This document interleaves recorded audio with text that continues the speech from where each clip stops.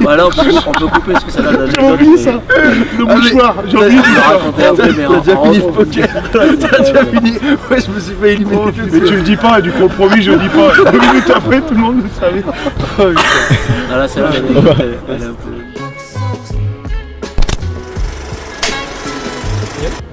peu. Attends, j'ai une anecdote sur la saison. Il s'était passé un truc assez incroyable. Je crois que c'est jamais arrivé. Je crois que c'est jamais arrivé dans le rugby. Il faudrait chercher l'allergie. Greg Garnier avait pris quand même 3 cartons dans le même match. Il a commencé par, je sais plus, blanc ou jaune. Avant il y avait les cartons blancs, ça n'existe plus. En fédéral ça existe. Oui, mais maintenant ça n'existe plus. Si, en fédéral ça existe les cartons blancs. Donc il a commencé par un jaune, par un petit blanc, puis il a fini par un petit rouge. On peut se rappeler pourquoi il a pris le rouge? Moi je vois en vidéo. Ah oui, il y a une belle vidéo où il prend Christian Short par derrière. Pas par derrière ou par devant, ou je sais plus, mais ça a fait l'autre il a béné. C'est de trois quarts côté. Est-ce que tu te souviens la chanson qui en découle de ça? Yellow, right, red, je suis Grégory Garnier. Ça c'est à cause de Vincent Jacoletto ça. L'autre il sortait une chanson par match. Le premier match de la saison c'était à Saint-Étienne, on était vraiment malmenés. Greg Garnier lève la main. Là je me rappelle qu'il y a quelqu'un qui a dit maintenant les deux deuxièmes lignes se sont parlé sans préparer leur première ligne.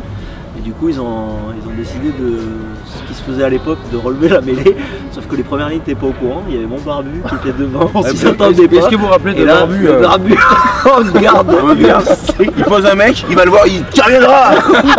Ah oui si, je me rappelle, si. On avait fait leur petit terrain. Moi je prends rouge et que c'est t'avais rien fait. J'avais pas fait grand chose. En tout cas c'est lui qui relève et vous avez relevé la mêlée. Bah non. Et au retour contre eux, c'était les 110 ans du club, avec le maillot moutarde, c'était très moche. Si, non, il était un peu large. C'était encore l'époque où Greg Garnier s'asseyait à table et disait c'est bon, on peut manger. Ah oui, c'est vrai. Et tout le monde mangeait. C'était le druide, c'est le chef. Et on les rase. Quand Greg et Aline se regardaient, il y avait une petite complicité, puis ils se touchaient. Un super essai de Greg Mekiez à la dernière minute, fabuleux. Oui, où il sent le stade qui se lève, il a senti. Comme par hasard, on se fait dégager l'année où il y a des bons maillots.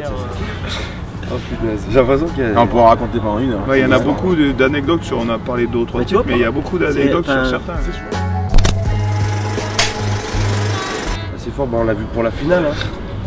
Moi j'avais des potes et tout, ils étaient déguisés, c'est la folie.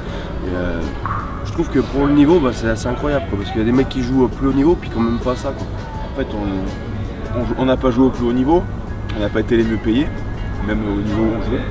Par contre, on a vécu des trucs que très peu ont vécu.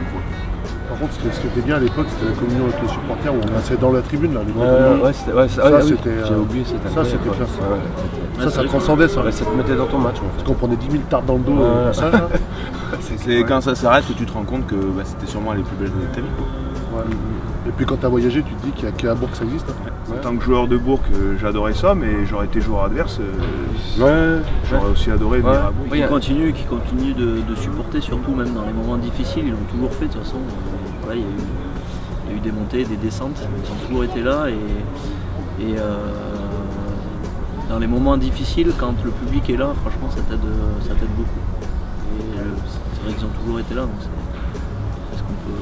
pour revenir sur ce qu'Emile disait, j'en parlais avec quelqu'un et on aurait joué dans le ventre mou. Moi j'aurais voulu jouer plus en Pro D2, mais on aurait été dans le ventre mou en Pro D2 pendant 10 ans, on n'aurait pas vécu les émotions qu'on a vécues avec des montées, descentes c'était autre chose, mais ce qu'on a vécu, le titre et tout, en Pro D2, quand tu es dans le ventre mou, tu joues en Pro D2, mais au final t'as pas les mêmes émotions que ce qu'on a vu en Rio.